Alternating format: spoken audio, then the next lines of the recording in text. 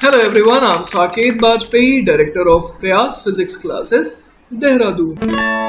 Welcome students, welcome to the first part of the 10th lecture of Laws of Motion.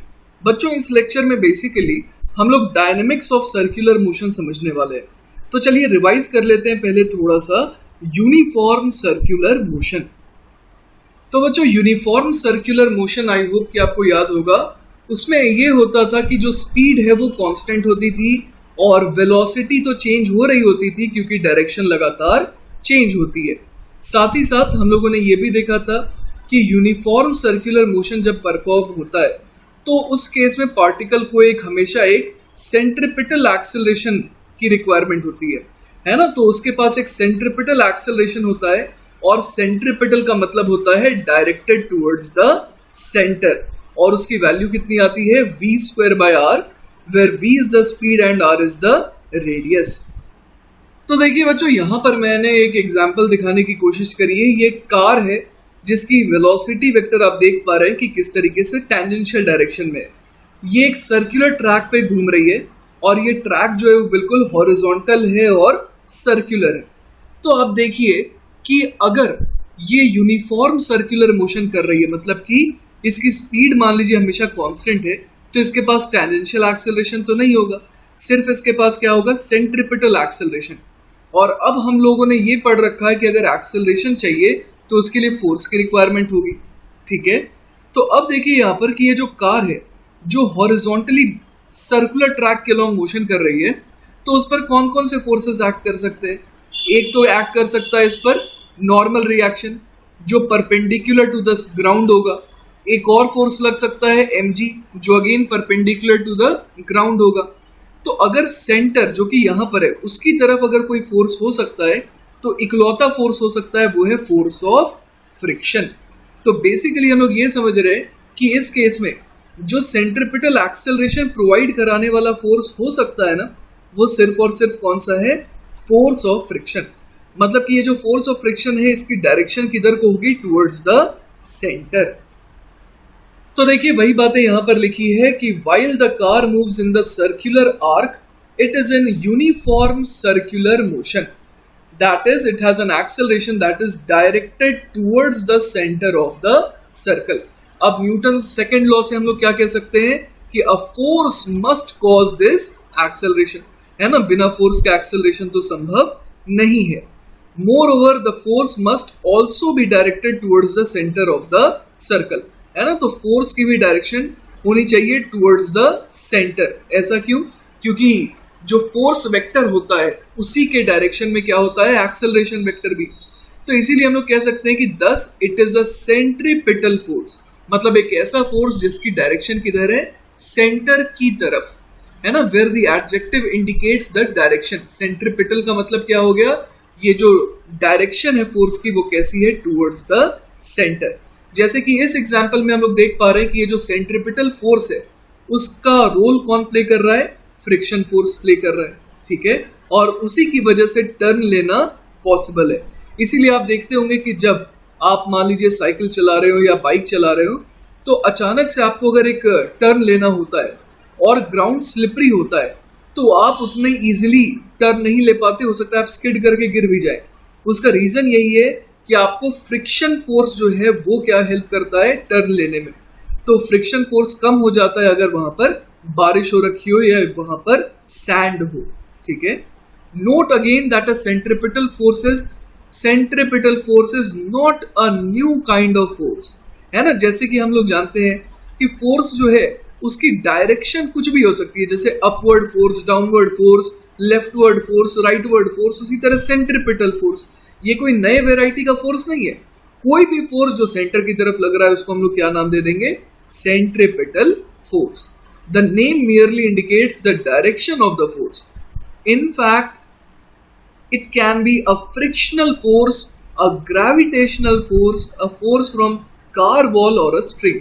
बहुत variety से ये जो centripetal force है ये लगाया जा सकता है. तो हम लोगों ने क्या सीखा, अ सेंट्रिपिटल फोर्स एक्सेलरेट करता है बॉडी को, लेकिन किस तरीके से, स्पीड को बढ़ा के नहीं, but by changing the direction of the bodies velocity without changing the body's speed. और अब हम लोग बड़े आराम से कह सकते हैं कि अगर centripetal acceleration v square by R है तो सेंट्रीपिटल फोर्स का magnitude mv square by R हो जाएगा। तो बच्चों अगर इस कार का है ना हम लोग फ्री बॉडी डायग्राम बनाना चाहें तो आइए देखते हैं कि इसका फ्री बॉडी डायग्राम कैसा बनेगा। तो बच्चों जैसा कि आप देख सकते हैं, एक तो इस पर फोर्स ऑफ ग्रेविटी लगेगा mg, साथ ही साथ जो नॉर्मल रिएक्शन इसको ग्राउंड से मिल रहा है वो लगेगा वर्टिकली अपवर्ड, और जो हॉरिजॉन्टल डायरेक्शन में एक फोर्स लग रहा है वो कौन सा है, फोर्स ऑफ फ्रिक्शन, है ना, Fs। तो यहाँ पर हम लोग देख रहे हैं कि ये जो नॉर्मल है वो वर्टिकली अप है और जो फ्रिक्शन है वो कैसा है, हॉरिजॉन्टल है। तो इन दोनों फोर्सेस के बीच में एंगल कितना होगा, 90 डिग्री हो जाएगा। अब ये तो क्वाइट ऑब्वियस है कि ये जो कार है ये हमेशा हॉरिजॉन्टल प्लेन में ही मोशन कर रही है, तो इसका मतलब नॉर्मल को क्या होना पड़ेगा, एग्जैक्टली mg के बराबर, ताकि ये वर्टिकल डायरेक्शन में मोशन ना कर सके। साथ ही साथ यहाँ पर हम लोग एक और बात लिख सकते हैं, वो ये है कि Fs की वैल्यू क्या होनी चाहिए, mv स्क्वायर अपॉन r, है ना, रेडियस यहाँ पर कैपिटल R दिया है। तो यहाँ पर बच्चों Fs मतलब कि जो स्टैटिक फ्रिक्शन लग रहा है इसकी मैक्सिमम वैल्यू क्या हो सकती है, इसकी मैक्सिमम वैल्यू हो सकती है म्यू इंटू एन, है ना। यहाँ पर म्यू जो है वो क्या है, कोएफिशिएंट ऑफ स्टैटिक फ्रिक्शन। तो म्यू एस इंटू एन जो है वो क्या होगी, ये होगी Fs की मैक्सिमम वैल्यू। तो इसका मतलब ये हो गया कि हमें कब रिक्वायरमेंट होगी मैक्सिमम फ्रिक्शन की, जब हम लोग सबसे ज्यादा स्पीड पे क्या ले रहे हैं, टर्न ले रहे हैं, है ना। तो Fs मैक्स के करस्पॉन्डिंग जो V आएगा वो बेसिकली क्या होगा, V मैक्सिमम। मतलब आप इतनी ज्यादा स्पीड अगर रखेंगे तो भी चलिए आप टर्न ले सकते हैं, लेकिन उस V मैक्स से अगर आप ज्यादा स्पीड रखेंगे तो फ्रिक्शन जो है वो सरेंडर कर देगा, वो बोलेगा कि नहीं भाई मैं आपकी रिक्वायरमेंट फुलफिल नहीं कर सकता हूँ, ठीक है। तो यहाँ पर देखते हैं कि Fs मैक्स जब रखेंगे तो V की वैल्यू जो मैक्सिमम आएगी वो आखिर कितनी आ रही है। तो यहाँ से हम लोग क्या लिख सकते हैं, mu S multiplied by normal reaction जो है वो तो mg के बराबर हो जाएगा इस केस में। तो mu S into M G is equal to m into V maximum का स्क्वायर अपॉन r, है ना। तो यहाँ से हम लोग क्या देख पा रहे हैं, यहाँ से हम लोग देख पा रहे हैं कि V मैक्स की वैल्यू क्या हो जाएगी, m से m कैंसिल आउट हो रहा है यहाँ पर, और V मैक्स की वैल्यू हो जा रही है under the root of mu S into r into g. तो अगर अपने को ये गिवन है कि इस ग्राउंड और कार के बीच में जो maximum coefficient of static friction mu S है, तो आपको ये मेक श्योर करना होगा कि आप अपनी स्पीड को V मैक्स से ज्यादा ना रखें फॉर अ सेफ टर्न। तो चलिए बच्चों अब नेक्स्ट टॉपिक पर आते हैं, जो कि है car in banked circular turn.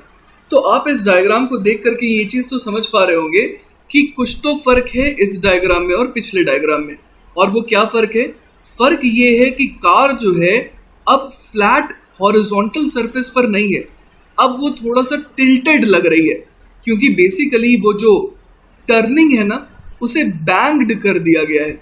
मतलब कि थोड़ा सा जो outer part of the road है उसको basically it is now lifted up, है ना। तो as compare to the inner part, the outer part is a bit lifted up, जिसकी वजह से ये जो कार है ये हॉरिजॉन्टली, है ना, फ्लैट सरफेस पर नहीं है, अब ये टिल्टेड ओरिएंटेशन में है।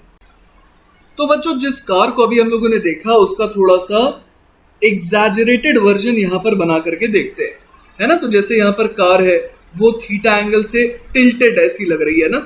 तो अगर ऐसा डायग्राम आप देख रहे हैं यहाँ पर, तो आपको ये समझ में आ रहा हो कि ग्राउंड जो है इस पर नॉर्मल रिएक्शन तो कैसे लगाएगी, इस सरफेस के परपेंडिकुलर। तो ये रहा नॉर्मल रिएक्शन, ठीक है। वेट जो है वो तो हमेशा वर्टिकली डाउनवर्ड ही लगेगा, तो ये रहा वेट। तो अब हम लोग देख पा रहे हैं कि ये जो कार है वो बेसिकली परफॉर्म क्या कर रही है, आप देख पा रहे हैं कि कार जो है वो सर्कुलर मोशन कर रही है, राइट। वो हमेशा क्या परफॉर्म कर रही है, एक सर्कुलर मोशन कर रही है, बस उसका ओरिएंटेशन क्या हो गया, थोड़ा सा टिल्टेड हो गया, लेकिन टिल्टेड होकर के भी वो लगातार सर्कुलर मोशन तो कंप्लीट कर ही रही है। तो अब हम लोग देख पा रहे हैं कि सेंटर की तरफ, है ना, सेंटर की तरफ मतलब कि जो डाउनवर्ड डायरेक्शन है, वर्टिकली डाउनवर्ड डायरेक्शन, उसके परपेंडिकुलर डायरेक्शन में, है ना, जो हॉरिजॉन्टल सरफेस की डायरेक्शन है उसके अलोंग हम लोग देख पा रहे हैं कि कौन सा फोर्स एक्ट कर रहा है, उसके अलोंग एक्ट कर रहा है नॉर्मल का साइन थीटा कंपोनेंट। आप देखिए नॉर्मल का जो साइन थीटा कंपोनेंट है वो एक्ट कर रहा है टूवर्ड्स द सेंटर, है ना। यहां पर मैंने ये अज्यूम करा है कि फ्रिक्शन जो है वो इस समय यूज में नहीं आ रही है, ठीक है। तो हम लोग देख सकते हैं यहां पर कि n का sine theta component is actually doing what, it is actually playing the role of centripetal force, और साथ ही साथ n का कॉस थीटा कॉम्पोनेंट जो है ना, वो बेसिकली वेट को बैलेंस कर रहा है, तभी तो वो इस पर्टिकुलर लेवल पर मेंटेन्ड है ना। वो टिल्टेड जरूर है लेकिन इस पर्टिकुलर हाइट पर वो लगातार अपने आप को मेंटेन करके रखी है। तो जनरली जब आप हिली एरियाज में जाते होंगे, जैसे मान लीजिए कि आप देहरादून से मसूरी की तरफ जा रहे हैं, तो जब वहां पर गोल गोल गोल गोल पहाड़ के लोग आपको घूमना होता है ना, तो आप अगर अच्छे से नोटिस करेंगे तो जो रोड है वो थोड़ा सा क्या होता है, इस तरीके से बैंक्ड होता है, जिसकी वजह से क्या होता है कि नॉर्मल रिएक्शन भी आपको मदद करता है गोल गोल घूमने में।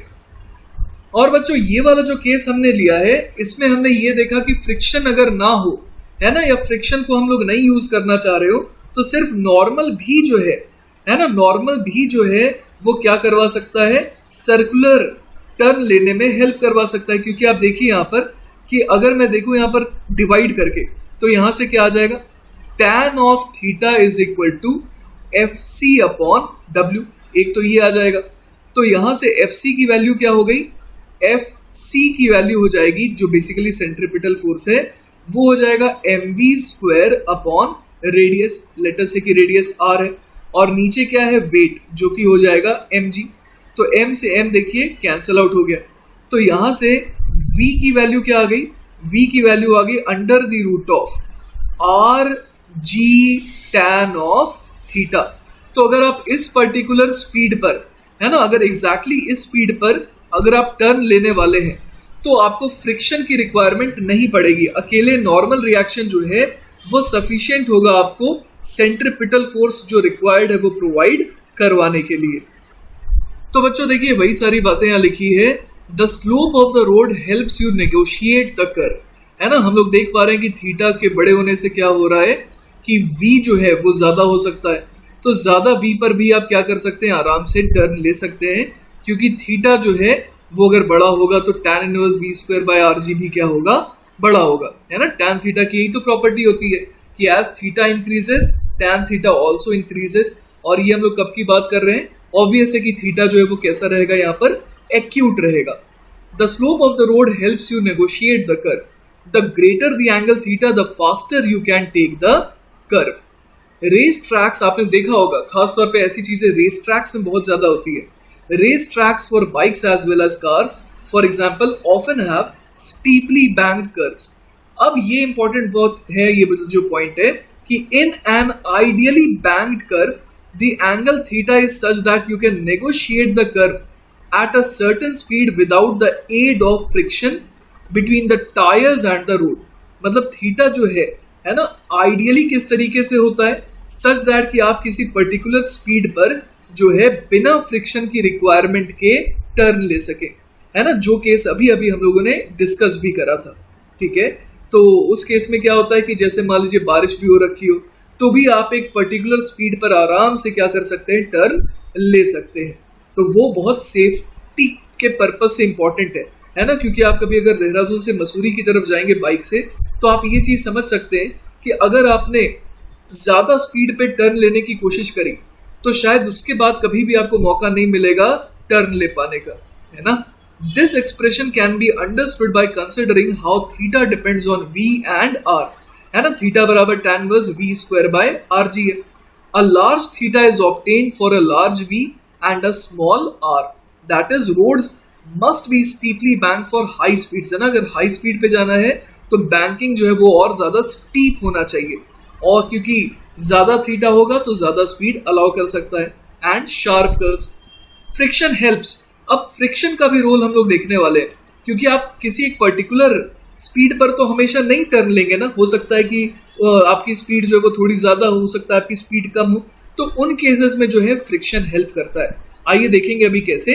Friction helps because it allows you to take the curve at greater or lower speed than if the curve were frictionless. तो फ्रिक्शन लेस होता या आपको फ्रिक्शन का यूज ही नहीं करना है तो एक खास स्पीड डिफाइंड है ना। v बराबर क्या था, हम लोगों ने देखा था कि under root of RG tan theta था।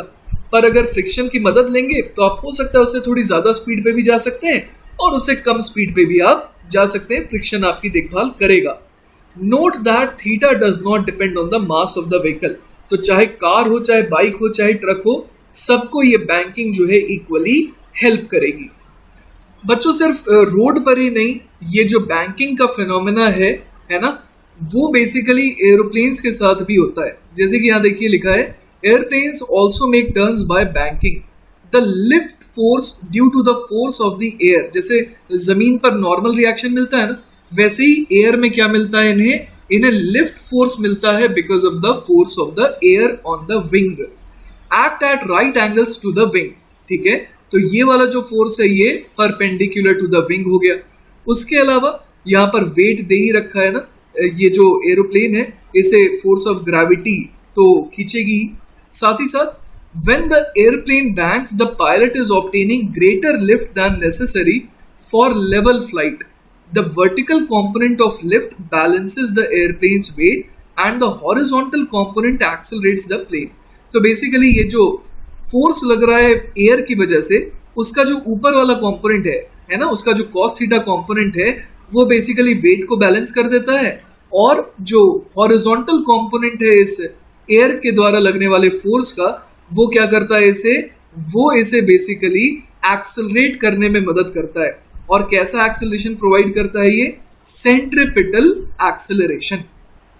और बच्चों जैसा कि यहाँ पर मेंशन्ड है कि when the airplane banks the pilot is obtaining greater lift than necessary for level flight.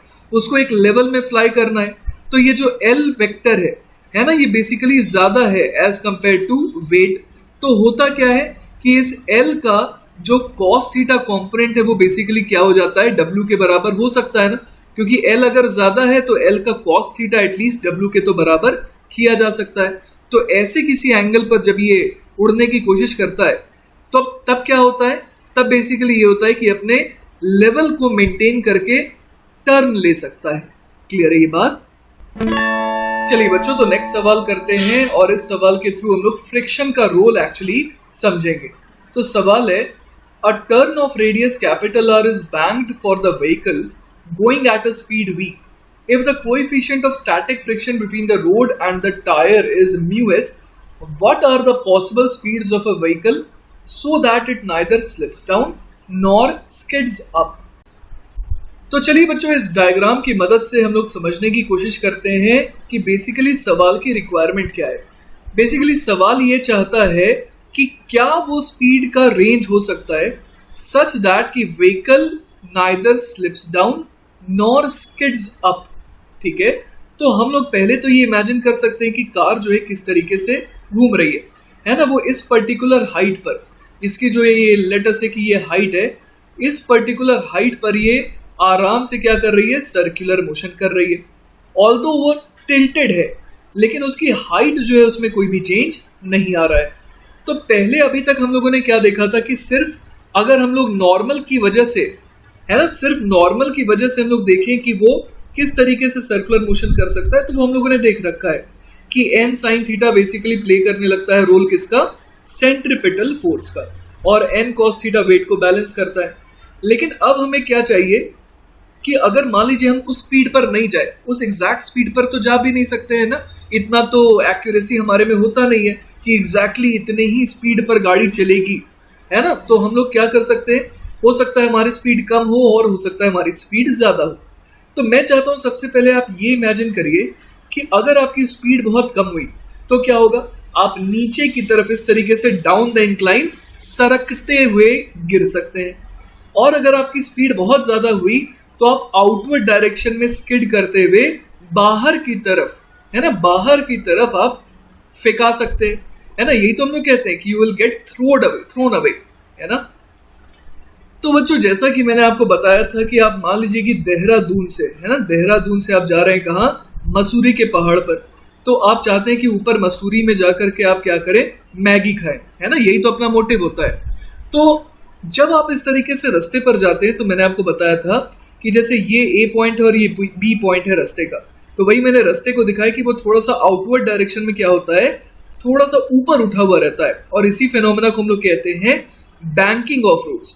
तो आप समझ सकते हैं कि अगर आपकी स्पीड ज़्यादा हुई है ना, अगर आपकी कार की स्पीड क्या रही, अगर आपकी कार की स्पीड जो है वो ज़्यादा रही तो क्या होगा, तो ये होगा कि आप जाना चाह रहे थे इस तरीके से इनटू द स्क्रीन वाली डायरेक्शन में ना, ऐसे गोल घूमते हुए जाना चाह रहे थे, लेकिन अगर स्पीड ज़्यादा होगी तो आप समझ सकते हैं कि आप इस तरीके से खाई में गिर सकते हैं, है ना। और आपकी अगर स्पीड कम हुई तो आप इस डायरेक्शन में क्या कर सकते हैं, आप लुढ़क सकते हैं और लुढ़क करके टकराएंगे इसी, ये जो हमारा पहाड़ है ना, इस पहाड़ से ही आप टकरा जाएंगे।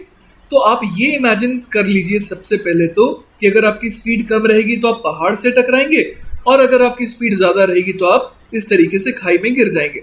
आप चाहें तो ये चीज़ एक्सपेरिमेंट कर सकते हैं जब आप मसूरी जा रहे हो, है ना। जब आप स्पीड कम रखेंगे तो आप देखेंगे कि आप पहाड़ से टकरा गए, और जब आपकी स्पीड बहुत ज़्यादा हो जाएगी तो आप आखिरी बार ये देख पाएंगे कि आप जो है खाई में गिर रहे हैं। तो चलिए बच्चों, सबसे पहले मैं केस लेता हूं जब ये कार जो है इतनी कम स्पीड पे जाए सच दैट कि जस्ट ये इसकी टेंडेंसी हो डाउनवर्ड स्लिप करने की, ना डाउन द इंक्लाइन स्लिप करने की, पर वो बिल्कुल एक्सट्रीम केस हो, तो वो स्पीड निकालेंगे जहां तक कि ये सेफ रहे, है ना, ये अपने लेवल को मेंटेन करके घूम सके गोल गोल, ठीक है। तो एट द वर्ज ऑफ कि जब ये स्लिप डाउन करने वाली है उस कंडीशन को हम लोग एनालाइज करने वाले हैं। तो ऑब्वियस है ना बच्चों कि उस केस में अगर फ्रिक्शन देख रहा है कि ये कार जो है डाउन द इंक्लाइन स्लिप करने वाली है, तो फ्रिक्शन जो है टायर्स पर कैसा लगेगा, अप द इंक्लाइन। तो मैं यहाँ पर शो कर देता हूँ कि फ्रिक्शन जो है उसकी डायरेक्शन क्या है, अप द इंक्लाइन। क्लियर है ये बात।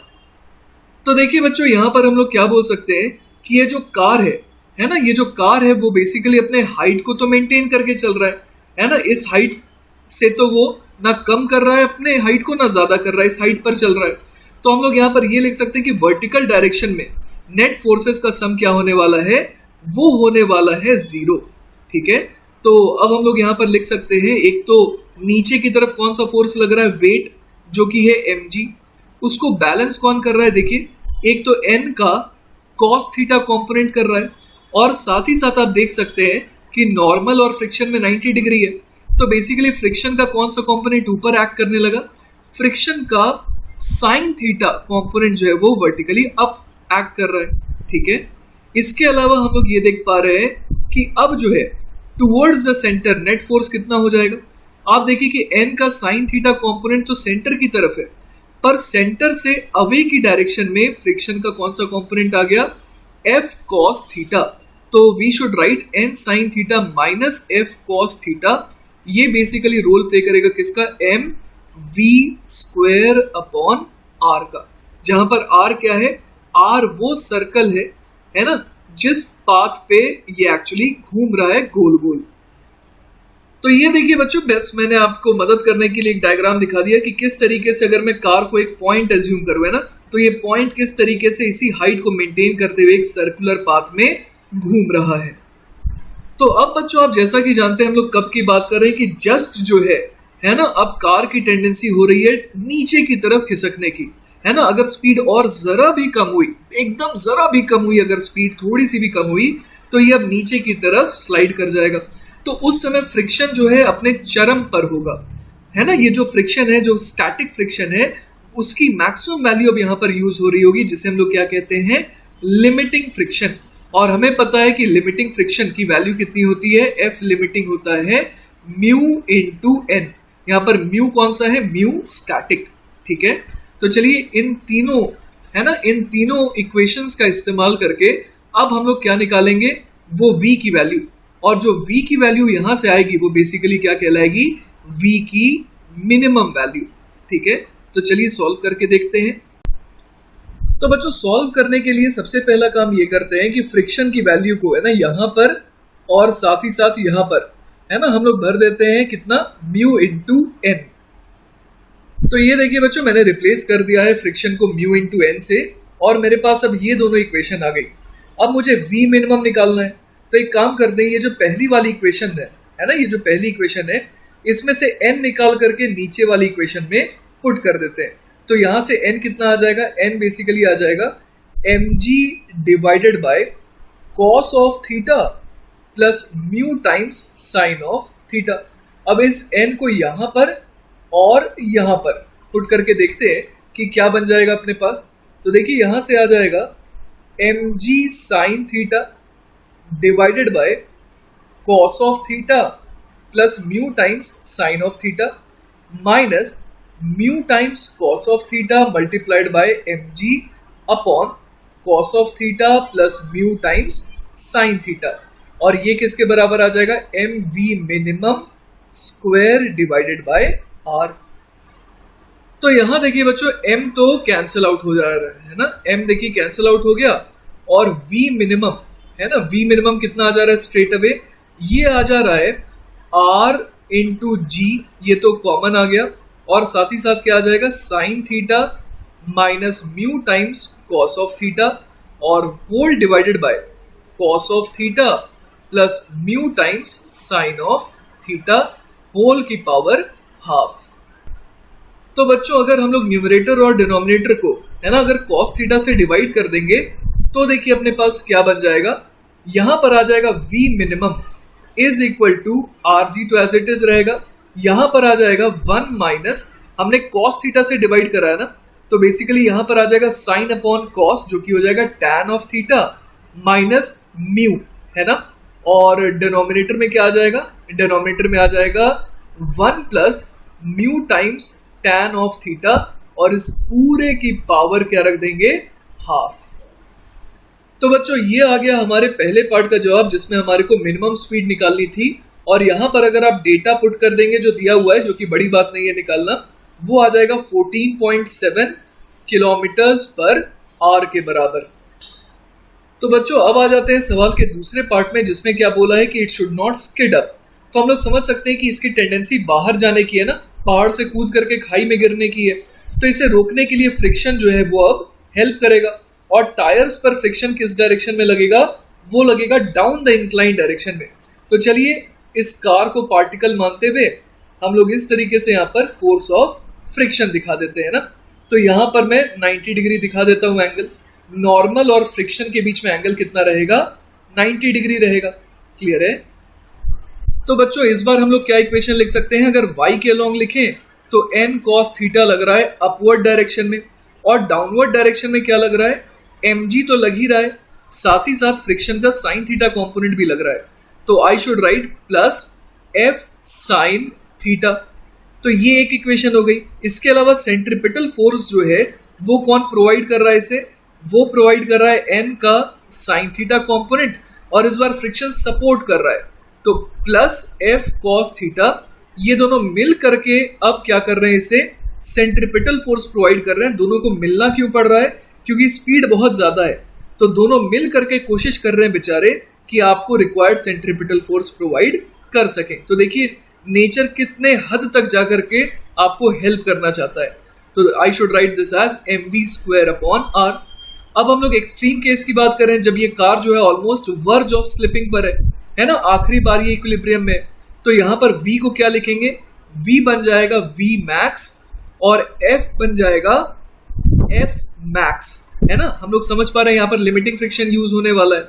तो अब अगर हम लोग यूज करें इन सारे डेटा का, तो फ्रिक्शन को हम लोग लिख सकते हैं म्यू मल्टीप्लाइड बाय n। तो चलिए बच्चों जैसा हम लोगों ने पिछले पार्ट में करा था वही करते हैं फिर से। फ्रिक्शन को सबसे पहले रिप्लेस कर देते हैं म्यू इंटू n से, है ना। तो यहाँ पर देखिए ऊपर वाली जो पहली वाली इक्वेशन है ये क्या बन जाएगी, n cos theta is equal to mg plus mu into n sine of theta. तो यहाँ से देखिए इस बार n कितना आ जाएगा, n आ जाएगा अपने पास mg divided by cos of theta minus mu times sine of theta. अब इस n को भर देते हैं सेकेंड इक्वेशन में, है ना। तो अगर इसको दूसरी इक्वेशन में भर देंगे तो देखते हैं क्या आता है, n तो एज इट इज यहाँ रह जाएगा mg upon cos of theta minus mu times sine of theta multiplied by sine theta again, है ना। यहाँ पर साइन थीटा भी आ जाएगा प्लस यहाँ पर फ्रिक्शन जो है वो कितना है, म्यू इंटू n।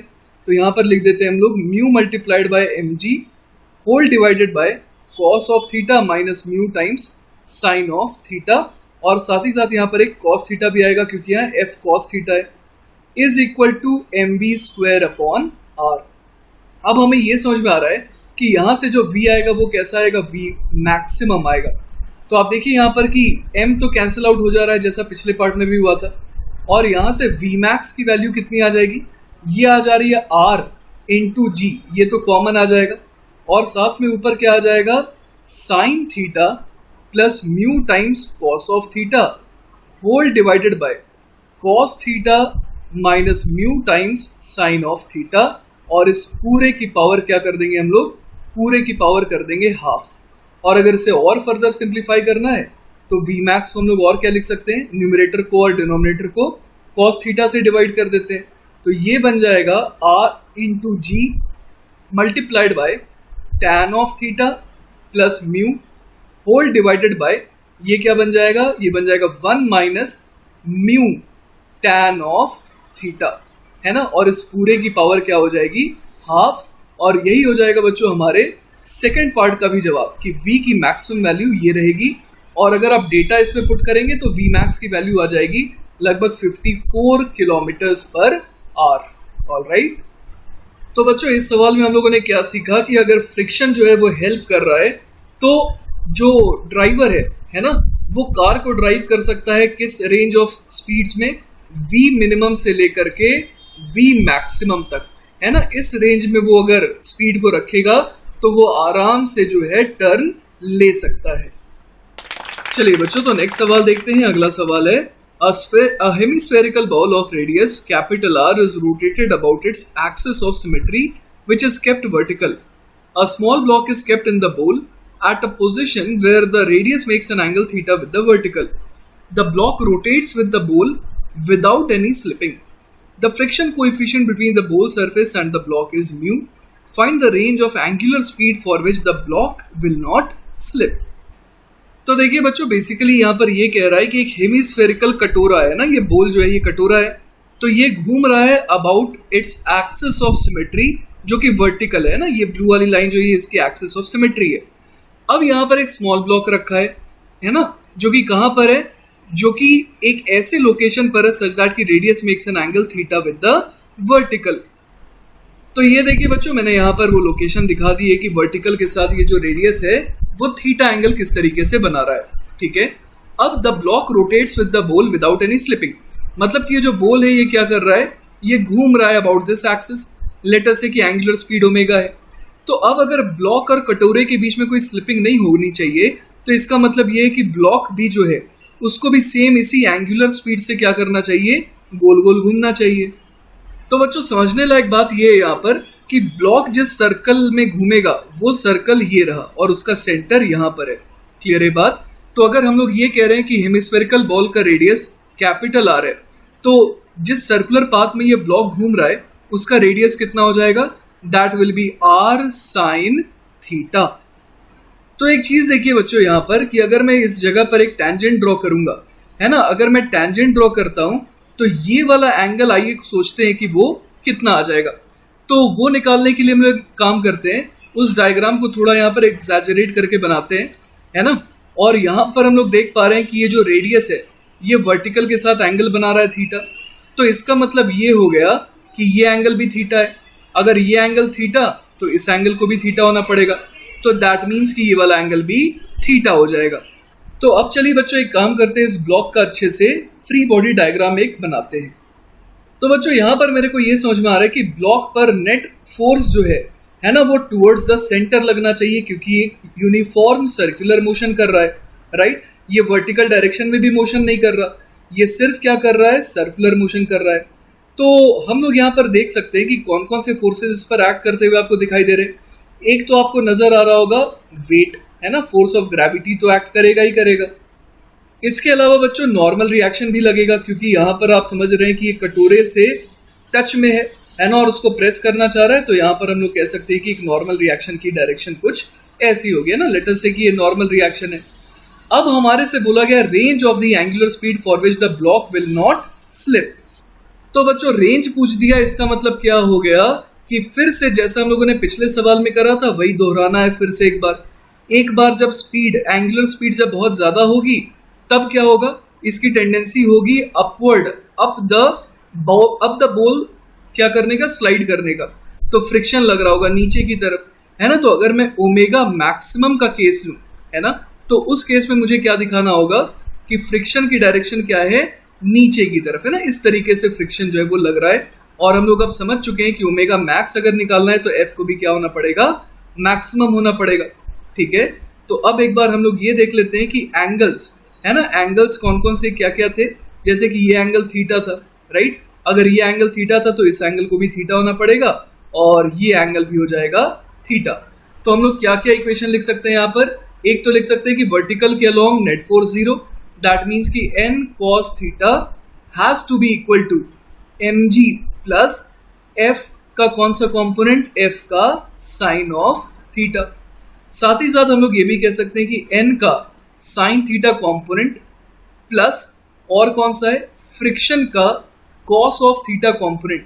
ये क्या बन जाएगा, ये बन जाएगा m ओमेगा स्क्वायर। ये ओमेगा कौन सा होगा, ओमेगा मैक्सिमम होगा, इनटू रेडियस। और रेडियस कितना हो जाएगा, r साइन थीटा। इसके अलावा बच्चों हम लोग ये भी जानते हैं कि फ्रिक्शन जो है वो मैक्सिमम लगेगा और उसकी वैल्यू म्यू इंटू एन हो जाएगी। तो चलिए जो काम हम लोगों ने पिछले सवाल में करा था उसको एक बार दोहरा देते हैं।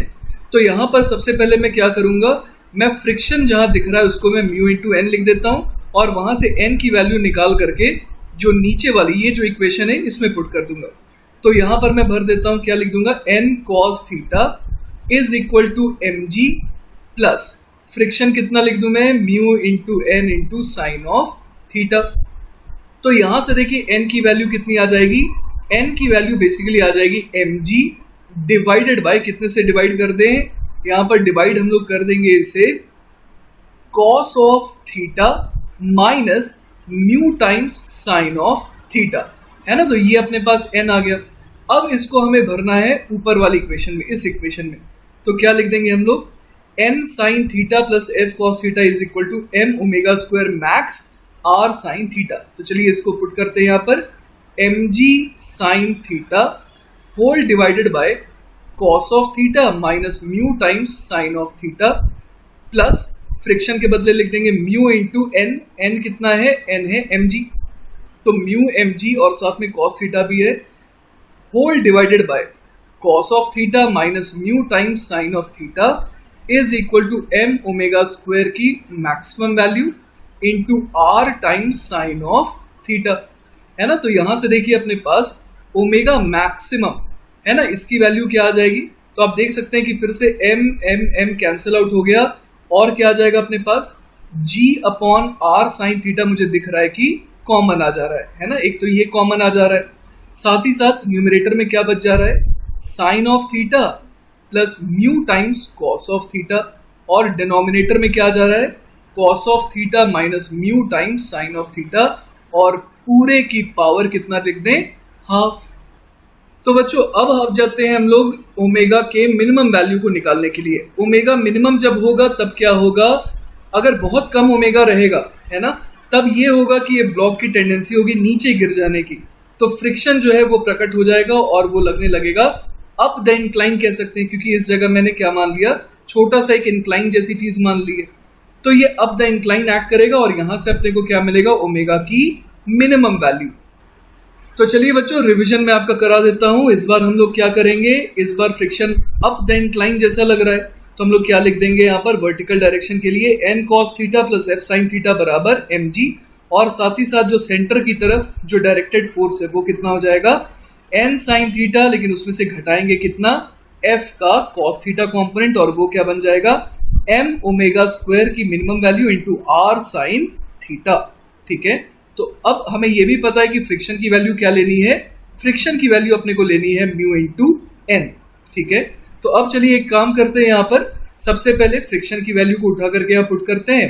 तो हमारे पास क्या आ जाएगा, हमारे पास देखिए आ जाएगा n cos theta plus mu into N sine theta is equal to mg। तो यहाँ से n कितना आ जा रहा है, mg होल डिवाइडेड बाय, कितने से डिवाइड कर दें इसे, यहाँ पर हम लोग लिख सकते हैं cos of theta plus mu times sine of theta. और अब इस नॉर्मल की वैल्यू को उठा करके इस वाले इक्वेशन में पुट कर देंगे। तो ये बन जाएगा mg sine of theta divided by cos of theta plus mu times sine of theta minus friction को लिख देंगे म्यू इंटू एन जो कि हो जाएगा म्यू mg, फिर कॉस थीटा भी आ जाएगा divided by cos of theta plus mu times sine of theta, और ये कितने के बराबर आ जाएगा m ओमेगा स्क्वायर की minimum value multiplied by r sine theta. ठीक है, तो अब देखिए कि यहाँ पर अपने को ओमेगा की मिनिमम वैल्यू डायरेक्टली मिल जाएगी।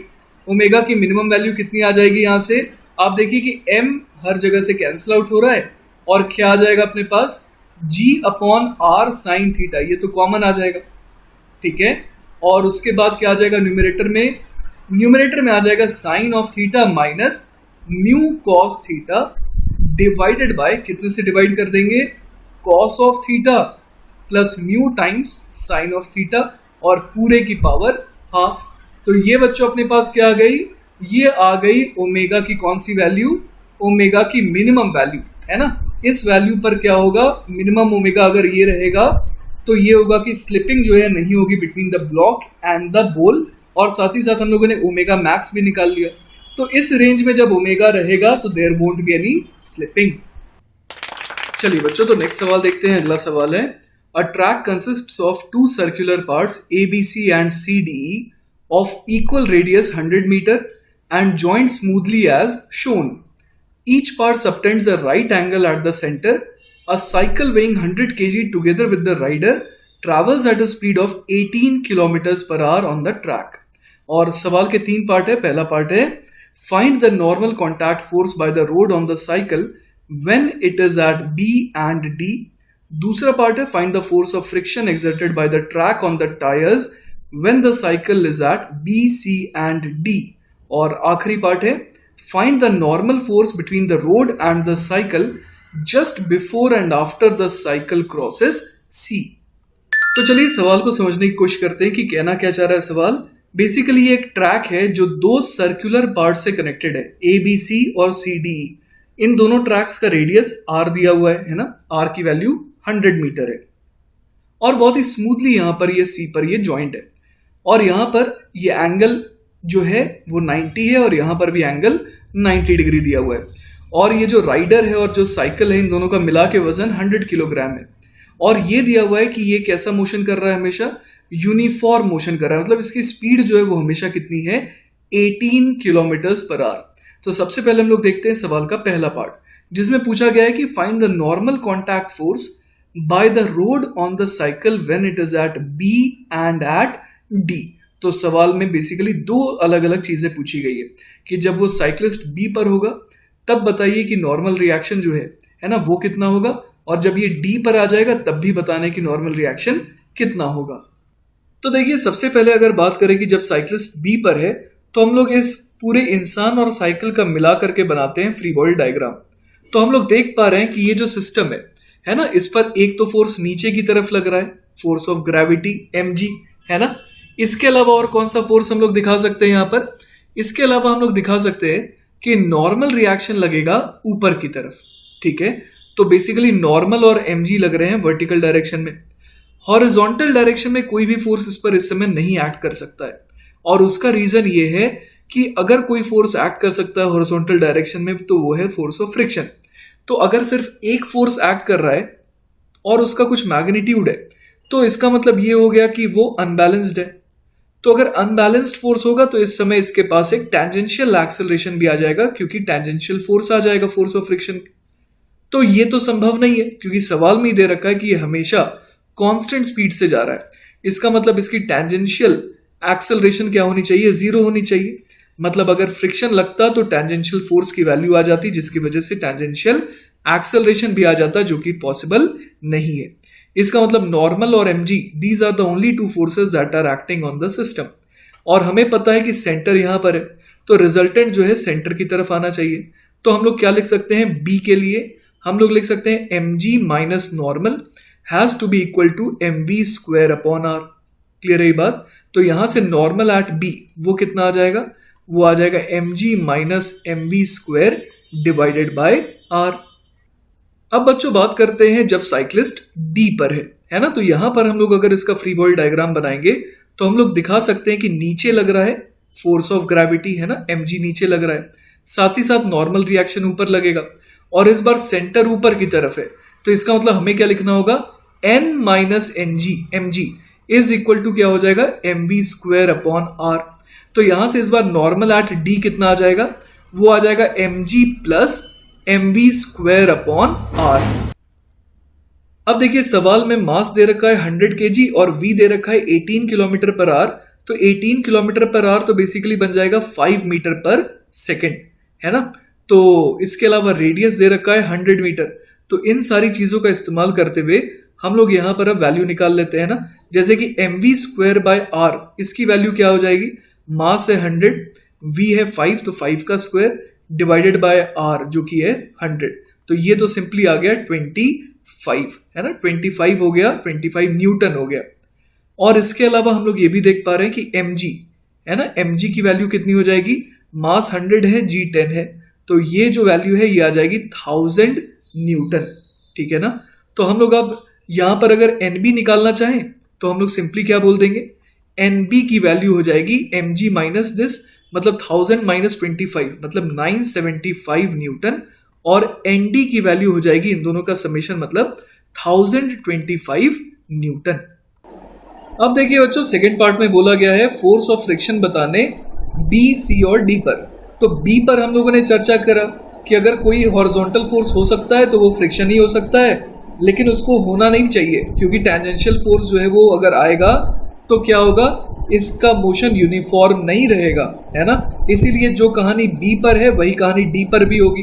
तो B एंड D, है ना, इन दोनों जगहों पर FB इज इक्वल टू 0 और FD को भी क्या होना पड़ेगा, 0 होना पड़ेगा, ठीक है, क्योंकि B और D दोनों के लिए सेम एक्सप्लेनेशन वैलिड है। अब बच गया C पॉइंट, है ना। C पॉइंट के बारे में बात करते हैं। तो बच्चों ऐसे देखिए कि जब C पॉइंट पर है ना ये साइक्लिस्ट है, तो हम लोग ये चीज देख सकते हैं कि कभी भी इसके पास टेंजेंशियल फोर्स तो नहीं होना चाहिए, है ना। लेकिन इस समय देखिए इसके पास mg तो नीचे लग रहा है ना, mg नीचे लग रहा है और नॉर्मल रिएक्शन की डायरेक्शन कुछ ऐसी होगी, ठीक है, जब ये C पर होगा। तो नॉर्मल रिएक्शन ऐसा है और mg ऐसा है। तो आप देख पा रहे हैं कि नॉर्मल का तो कोई कंपोनेंट टेंजेंशियल डायरेक्शन में नहीं आ रहा है, लेकिन mg का एक कंपोनेंट जरूर आ रहा है टेंजेंशियल डायरेक्शन में ना। mg का देखिए एक कंपोनेंट आ रहा है कितना, mg cos 45 डिग्री, क्योंकि ये वाला एंगल जो है वो 45 डिग्री होगा। कैसे पता चला ये मुझे, क्योंकि ये दोनों ही क्या है, ये दोनों ही एंगल्स यहाँ पर 90 डिग्री दे रखे हैं, है ना। तो अगर मैं यहाँ पर, है ना, एक एंगल ऐसा बनाऊं तो ये 45 हो जाएगा सिमेट्रिकली और ये वाला एंगल को भी 45 होना पड़ेगा। तो हम लोग समझ पा रहे हैं कि सिमिलरली इस एंगल को 45 होना पड़ेगा। तो एक mg का cos 45 कंपोनेंट टेंजेंशियल डायरेक्शन में आ रहा है। तो अगर कोई फोर्स नहीं हुआ जो इसे काउंटर कर सके, तब तो क्या होगा, इसके पास टेंजेंशियल एक्सेलरेशन आ जाएगा। तो इसका ये मतलब है कि फ्रिक्शन को पीछे की तरफ लगना पड़ेगा, है ना, इस तरीके से फ्रिक्शन को आना पड़ेगा सच दैट कि वो mg cos 45 को बिल्कुल क्या कर सके, काउंटर कर सके। तो फ्रिक्शन की वैल्यू क्या हो जाएगी, mg की वैल्यू 1000 थी और cos 45 1/√2। तो ये फ्रिक्शन हमारे पास कितना आ गया, 707 न्यूटन। तो बच्चों अब आ जाते हैं हम लोग सवाल के तीसरे पार्ट में, जिसमें पूछा गया है find the normal force between the road and the cycle just before and after the cycle crosses C। तो ये बहुत ही प्यारा सवाल हो गया।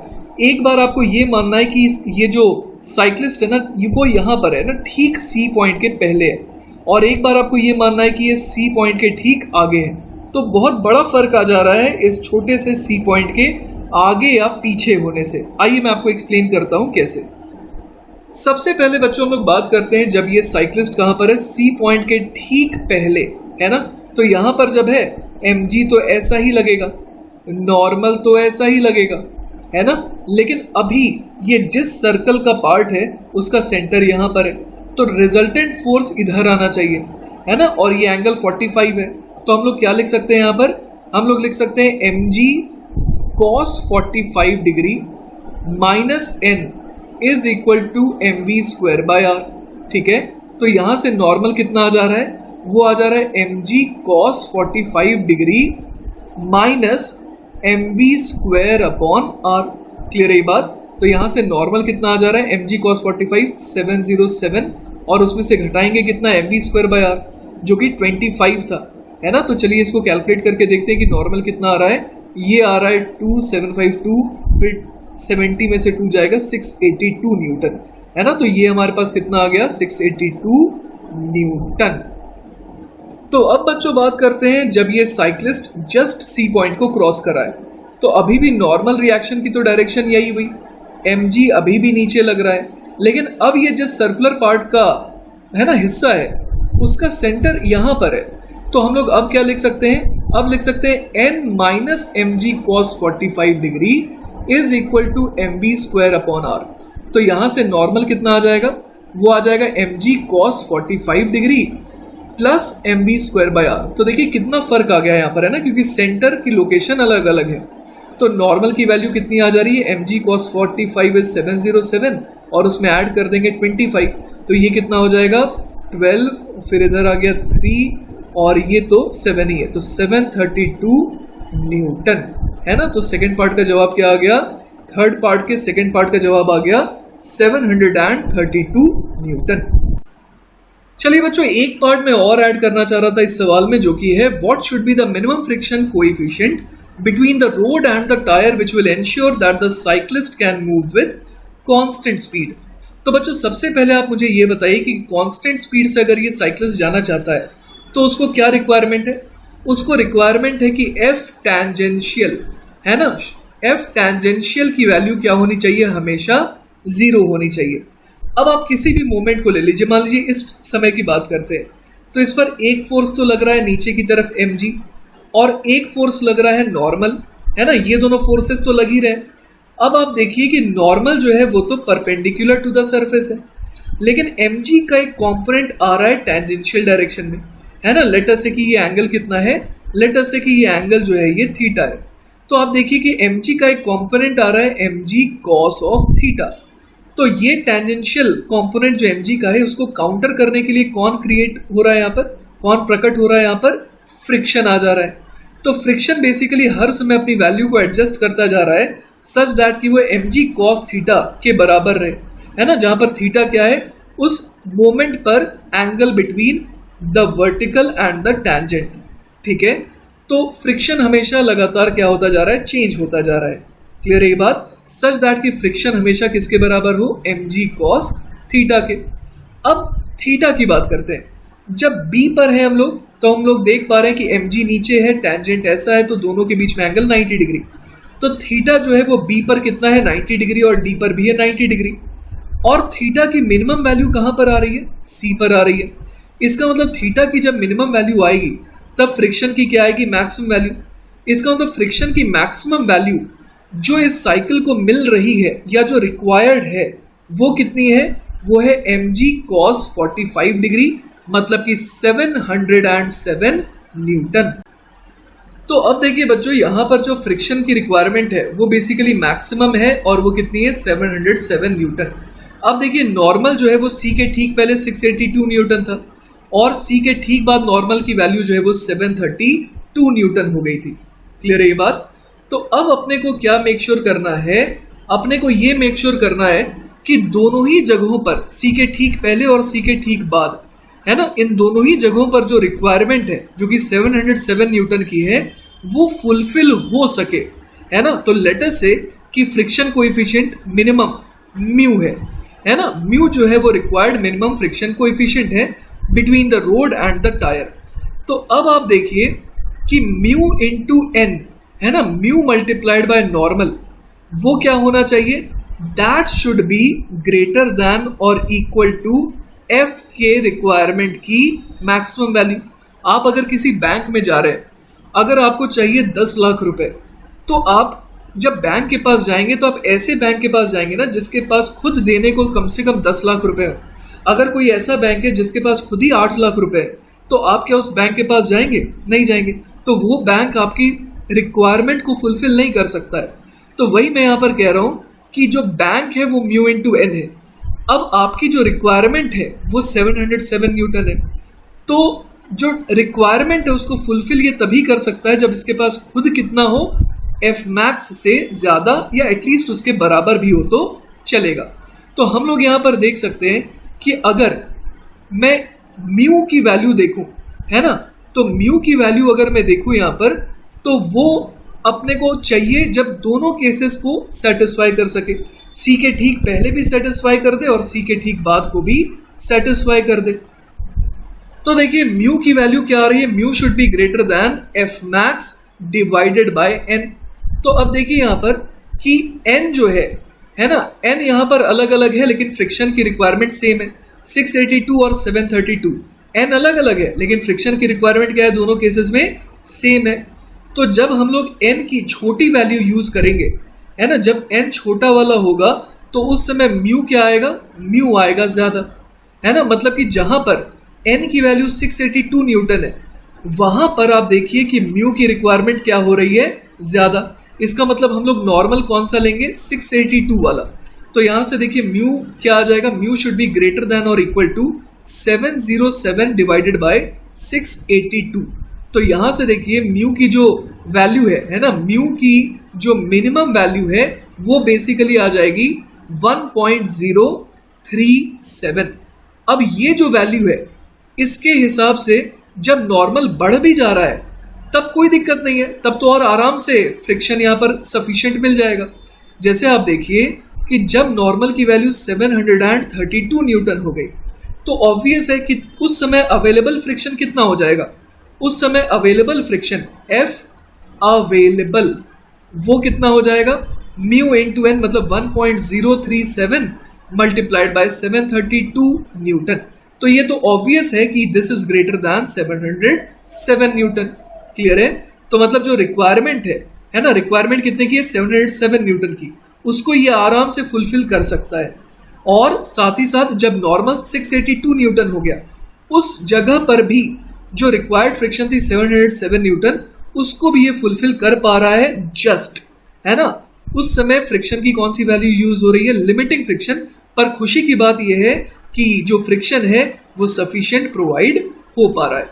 तो हमारा आंसर क्या हो जाएगा, म्यू की minimum value is equal to 1.037।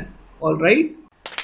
तो बच्चों इसी के साथ हम लोग पहला part of the 10th lecture को खत्म करते हैं। इसके बाद हम लोग मिलेंगे 10th लेक्चर के सेकंड और द आखिरी पार्ट रहेगा वो हमारा, उसमें मिलेंगे हम लोग। एंड आई होप कि आपको ये लेक्चर अच्छे से समझ में आया होगा। इन केस अगर कोई डाउट रह जाता है then feel free to contact me, I will be very happy to help you. Take care बच्चों, बाय बाय।